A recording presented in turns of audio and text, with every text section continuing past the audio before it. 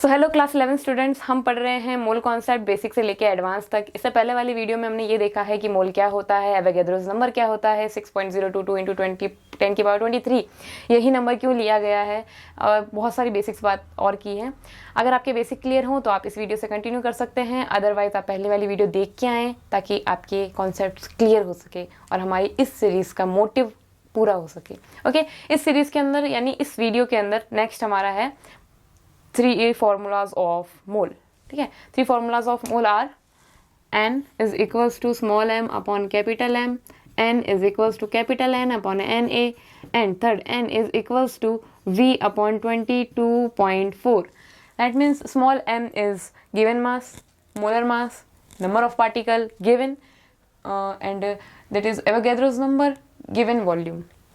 Detail में देखेंगे, ऐसे ऊपर ऊपर से नहीं निकालेंगे, टेंशन मत लो, डिटेल में देखेंगे, एक एक करके देखते हैं एक एक फॉर्मूले का। ठीक है, सो पहला फॉर्मूला अपन देखते हैं, that is n small m upon capital M.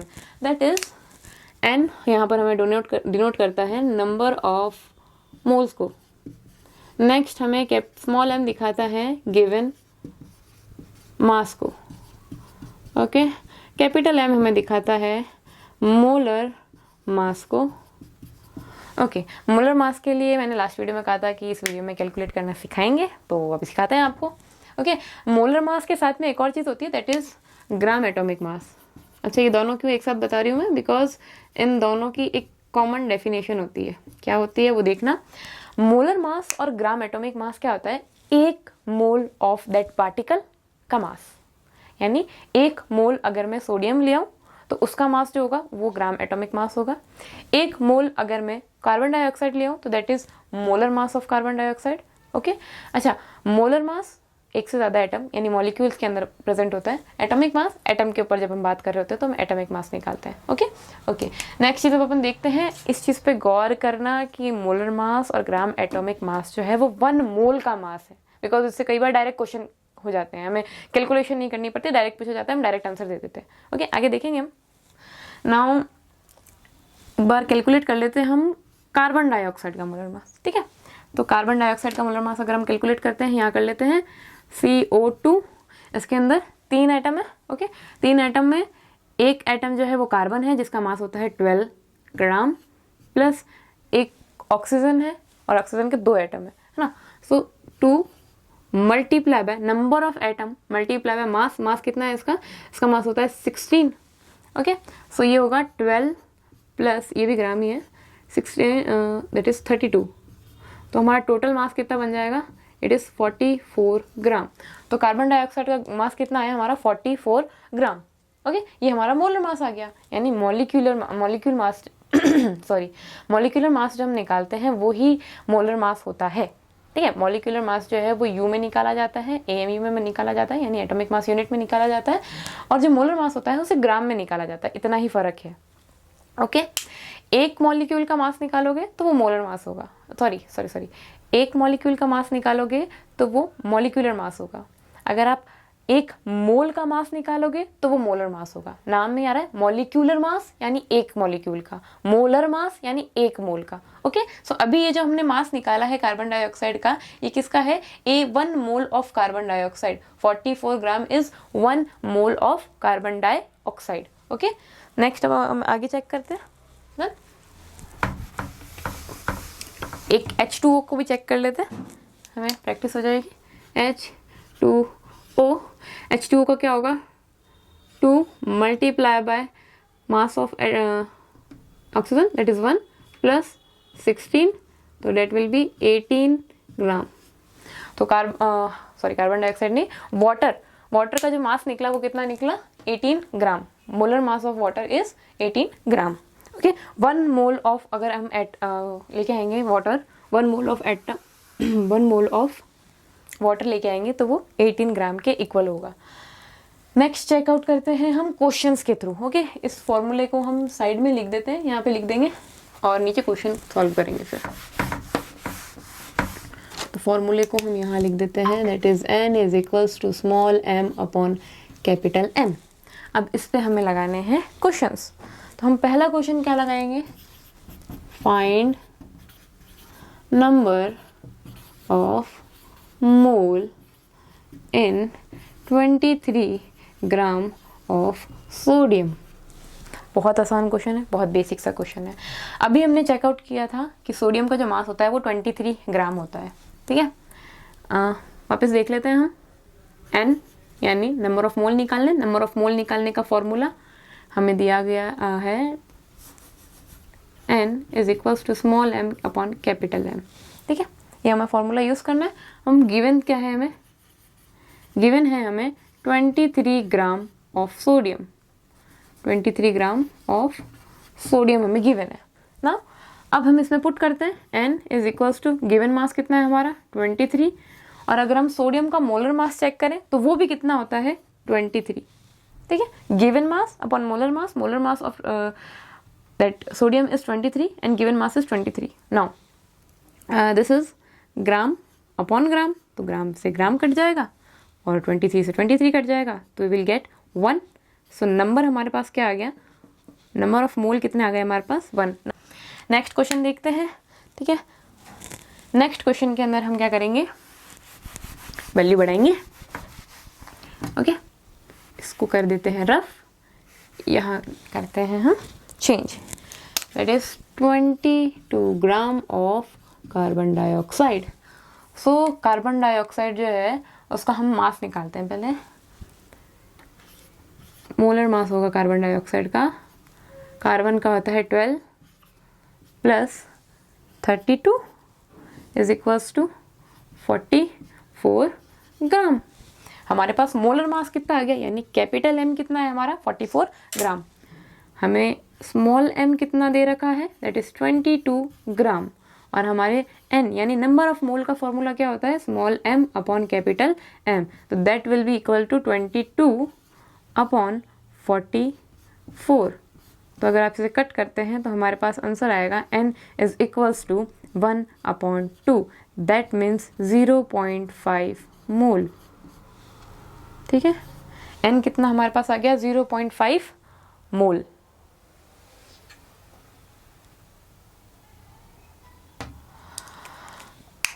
Okay, आगे चलते हैं।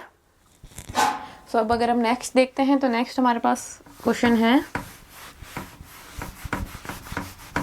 नेक्स्ट अगर हम चेक करते हैं, नेक्स्ट क्वेश्चन है हमारा 0.36 ग्राम ऑफ H2O, ओके। सो हमारा गिवन मास कितना है 0.36 ग्राम, हमारा मोलर मास कितना है H2 यानी 2 प्लस 16। अच्छा, ये H2 कैसे आया वापस बता देते हैं आपको। 2 multiply by mass of hydrogen that is 1, तो 2 मल्टीप्लाई बाय 1 2 हो जाएगा, तो 2 plus mass of oxygen that is 16, तो हमारा आ गया 18 ग्राम, ओके। अब n निकालना है हमें, तो हमें क्या रखना पड़ेगा 0.36 इंटू 18 रखना पड़ेगा।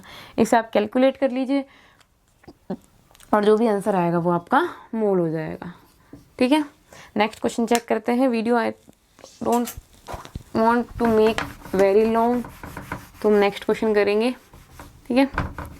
और नेक्स्ट क्वेश्चन आप खुद से करेंगे। सो नेक्स्ट क्वेश्चन है हमारा that is 12 gram of carbon. 12 gram of carbon के अंदर कितने मोल होते हैं आपको फाइंड करने हैं। आप खुद फाइंड कर लीजिए और हम आगे चलते हैं। वीडियो को पॉज कर लीजिएगा और उसके बाद फाइंड कीजिएगा। नेक्स्ट फॉर्मूला चेकआउट करने वाले हैं अब हम। नहीं, नेक्स्ट फॉर्मूला नहीं, इस पर एक एडवांस क्वेश्चन लेते हैं। एडवांस क्वेश्चन क्या है हमारा, what is mass of 2 mole of Na यानी सोडियम। अभी हमने क्या निकाला था, अभी हमने मोल निकाला था गिवन मास से। हमारा फॉर्मूला भी यही है n m upon capital M, ठीक है। अब हम क्या निकालेंगे, अब हम निकालेंगे स्मॉल m। किससे, n से। मोलर मास तो हमें पता ही होगा ना, अगर हमें कोई भी एटम दे दो, मॉलिक्यूल दे दो, तो मोलर मास तो हमें पता ही है। हमारे पास 2 चीज़ें हैं जिसको आप अननोन रख सकते हो, जिनमें से एक को अननोन रखना है ना, 2 को नहीं रखना है। जिनमें से किसी एक को अननोन रख सकते हो, या तो आप मोल को अननोन रख दो या तो आप मास को अननोन रख दो। तो इनने मास को अननोन रखा है और मोल गिवन दिया है। तो अब हमारा फॉर्मूला शिफ्टिंग से क्या बनेगा, m is equals to n और ये m अगर उधर जाएगा तो यहाँ डिवाइड में वहाँ मल्टीप्लाई में हो जाएगा, दैट इज, तो हमारे पास मास का फॉर्मूला क्या आ गया, n capital M, that means mass is equals to number of mole multiply by molar mass. तो मास हमारा कितना है 2 multiply by molar mass of sodium that is 23, तो हमारा आंसर आ जाएगा 46 ग्राम। ओके, नेक्स्ट क्वेश्चन देखिए, नेक्स्ट क्वेश्चन क्या कहता है, नेक्स्ट क्वेश्चन कहता है हमारा that is how much mole in CO2, 5 mole of CO2, ठीक है, 5 मोल ऑफ CO2 के अंदर कितना मास होगा। सेम आपको मास का फॉर्मूला लगाना है n capital M, number of mole multiply by molar mass, number of मोल है हमारे पास 5, मोलर मास हम निकालेंगे और उसको यहाँ पर मल्टीप्लाई करने के लिए रख देंगे। तो मोलर मास क्या है इसका, जल्दी कैलकुलेट कर लीजिए आप, ठीक है, कैलकुलेट कर लिया होगा मेरे हिसाब से। तो हमारा मोलर मास कितना आएगा 44, ठीक है, तो इसको 5 से मल्टीप्लाई करेंगे तो कितना आएगा 22 कैरी का ऊपर, तो 220 ग्राम। ओके, नेक्स्ट क्वेश्चन अब आपको खुद से करना है, तो आपको नेक्स्ट क्वेश्चन लिख के दे देती हूँ, वीडियो को पॉज करिएगा, उसके बाद खुद सॉल्व करिएगा, उसके बाद ही आगे बढ़िएगा, और अगर ना समझ आए तो पीछे करके और वापस देख लीजिएगा। ये आपको खुद सॉल्व करना है, आप नोट कर लीजिए आराम से। आई होप नोट कर लिया होगा, तो इसे रफ कर देते हैं। अब हम लेंगे दूसरा फॉर्मूला, एक फॉर्मूला डन हो गया, अब हम दूसरा फॉर्मूला लेंगे। दूसरा फॉर्मूला भी हम यहाँ ऊपर लिख देते हैं, ठीक है, ये हमारा फर्स्ट फॉर्मूला हो गया, ठीक है। सेकंड फॉर्मूला हम यहाँ लिख देते हैं, n is equals to capital N upon NA, done. Okay, so n is equals to capital N upon NA, ये होता क्या है, n हमें पता है number of mole, capital N क्या है, नंबर ऑफ गिवन पार्टिकल, हमें क्वेश्चन में कितने पार्टिकल दे रखे हैं उसका नंबर जो होता है कैपिटल N। NA हमारा होता है एवोगैड्रोस नंबर, जिसकी वैल्यू होती है 6.022 इंटू 10 की पावर 23। ओके, अब हम निकालते हैं इससे हमारे क्वेश्चंस, यानी हम क्वेश्चन सॉल्व करेंगे। एक बार से देख लीजिए, आराम से नोट करना है नोट कर लीजिए, ये फॉर्मूला यहाँ लिख रखा है। ओके, अब हम आगे चलते हैं, क्वेश्चंस पे जंप करते हैं डायरेक्ट, बिकॉज फॉर्मूलों को डायरेक्ट देखने का या ऐसे निहारने का कोई मतलब नहीं है जब तक आप क्वेश्चन सॉल्व ना करें। तो हम क्वेश्चंस पे आते हैं। क्वेश्चन क्या है हमारा, नेक्स्ट क्वेश्चन है हमारा, find number of mole in 3.011 into 10 की पावर 23 molecules ऑफ ऑक्सीजन। अच्छा, इस चीज़ में देखना आपको क्या पता होना चाहिए, आपको सिर्फ और सिर्फ Na की वैल्यू पता होनी चाहिए, सिर्फ और सिर्फ Na की वैल्यू पता होनी चाहिए। मोलर मास नहीं पता हो कोई दिक्कत नहीं है, मतलब बेईमानी करने के लिए नहीं कह रही मैं ये कह रही हूँ कि हाँ, ये एक सवाल दूसरों के कंपैरेटिव में आसान है, क्योंकि हमें सिर्फ एक 6.022 इंटू 10 की पावर 23 ये याद करना है, जो कि मैं वीडियोस में इतनी बार इसलिए बोल रही हूँ ताकि आपके दिमाग में सेट हो जाए। ठीक है, सो करते हैं नंबर ऑफ मोल निकालने के लिए n is equals to n upon Na रखना है। तो हमारा n कितना दे रखा है 3.011 इंटू 10 की पावर 23। Na होता है हमारा 6.0 इंटू 10 6.022 इंटू 10 की पावर 23। अब हम लिखते हैं 3.011 इंटू 10 की पावर 23, 6.011 इंटू 10 की पावर 23।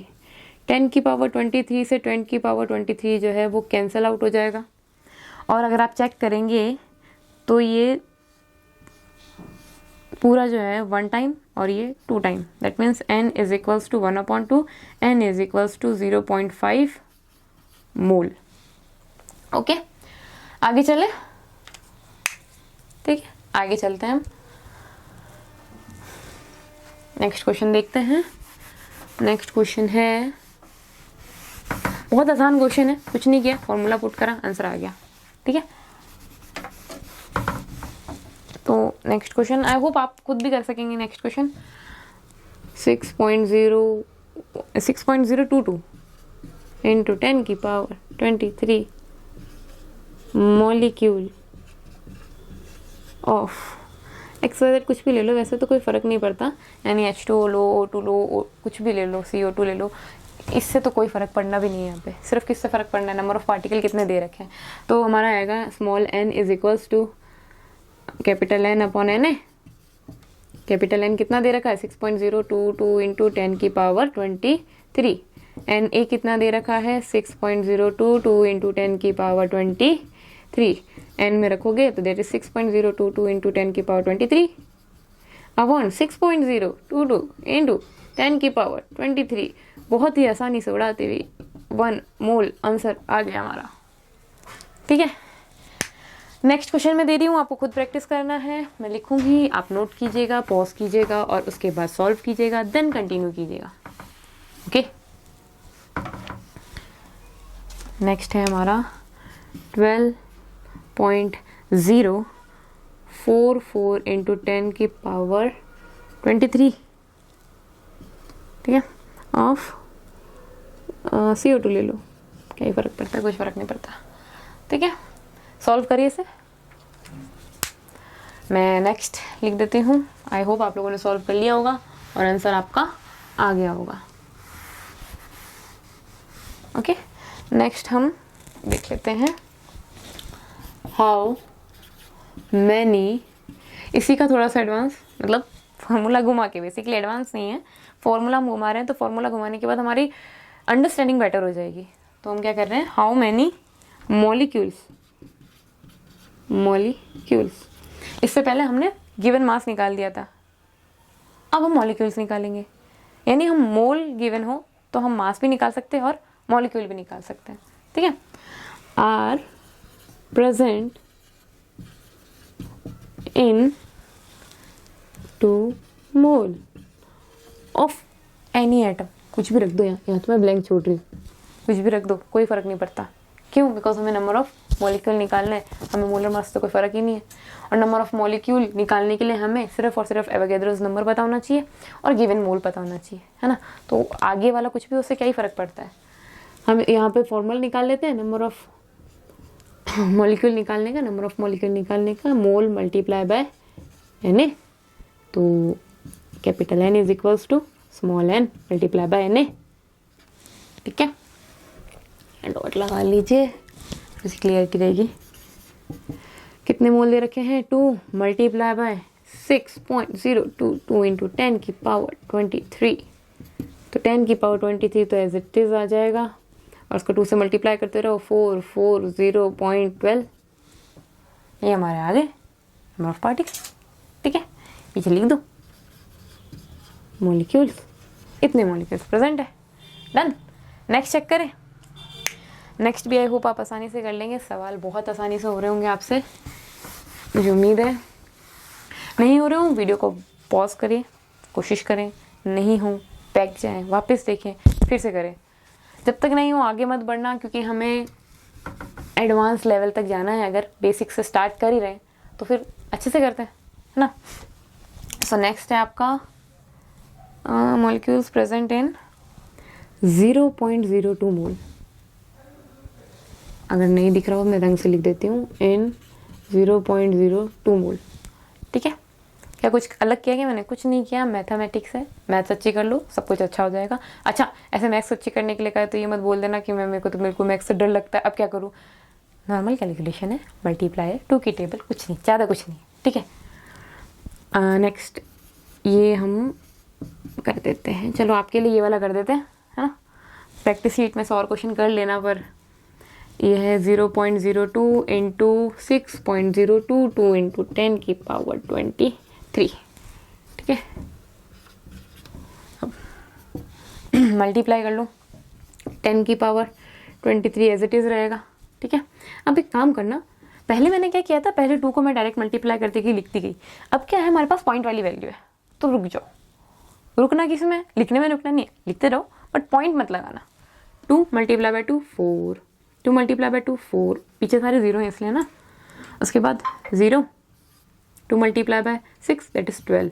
अब काउंट करो कि पॉइंट के बाद वैल्यू कितनी है। पॉइंट के बाद वैल्यू है 1 2, इसकी भी काउंट करनी है 1 2 3 4 5, 1 2 3 4 5, यहाँ आ जाएगा पॉइंट, ये आ जाएगा 0। ये आपका आ गया आंसर। और पीछे लिख दो मॉलिक्यूल्स। ठीक है, बहुत आसानी से कर लिया हमने ये क्वेश्चन। चले, अच्छा अगर आपको आ जाए तो मेरे साथ साथ सॉल्व करते रहना, यानी वेट मत करना कि मैं सॉल्व करूँगी फिर आप सॉल्व करोगे, मेरे साथ साथ सॉल्व करो। जब मेरे साथ साथ सॉल्व करोगे तो और अच्छे से समझ आएगा, ठीक है। और नहीं समझ आएगा तो आप वीडियो को देखना मेरी तरफ और आपको समझ आ जाएगा। नेक्स्ट क्वेश्चन देखते हैं, यानी नेक्स्ट फॉर्मूले के ऊपर क्वेश्चन देखते हैं। तो उससे पहले नेक्स्ट फॉर्मूला देखना पड़ेगा। तो हमारा नेक्स्ट फॉर्मूला क्या है? नेक्स्ट फॉर्मूला है small n is equals to volume upon 22.4। अब इसके लिए थोड़ा सा बात करेंगे अपन, उसके बाद इस पर आएंगे। अच्छा 22.4 क्या है? 22.4 जो है वो एक गैस की वॉल्यूम है। 22.4 क्या है? एक गैस की वॉल्यूम है। किस गैस की वॉल्यूम है? किसी भी गैस की। अगर हम किसी भी गैस की बात करें, उसे हम किसी स्टैंडर्ड टेम्परेचर और स्टैंडर्ड प्रेशर पे लेके जाएं तो उसके बाद उसकी वॉल्यूम जो होती है वो फिक्स हो जाती है। ये चीज़ क्यों होती है इसके लिए मैं एक शॉर्ट लेके आऊँगी, तो आप वो शॉर्ट में ज़्यादा डिटेलिंग में समझ लेना। अभी सिर्फ इतना समझो कि हमने नीचे क्या लिया है, नीचे फिक्स वैल्यूज़ ली है जो कि एवोगैड्रोस नंबर या फिर मोल से रिलेटेड है। यानी ये मोलर मास, 1 मोल का मास, एवोगैड्रोस नंबर, 1 मोल के अंदर कितने नंबर ऑफ पार्टिकल होते हैं। यहाँ ये जो हमने लिया है 22.4, ये भी जो है STP पे है। दैट मीन्स कि एक मोल गैस जो है उसे जब हम एक पर्टिकुलर टेम्परेचर और पर्टिकुलर प्रेशर, जिसे स्टैंडर्ड टेम्परेचर और स्टैंडर्ड प्रेशर कहते हैं, उस पर रखते हैं तो इतनी वॉल्यूम वो ऑक्यूपाई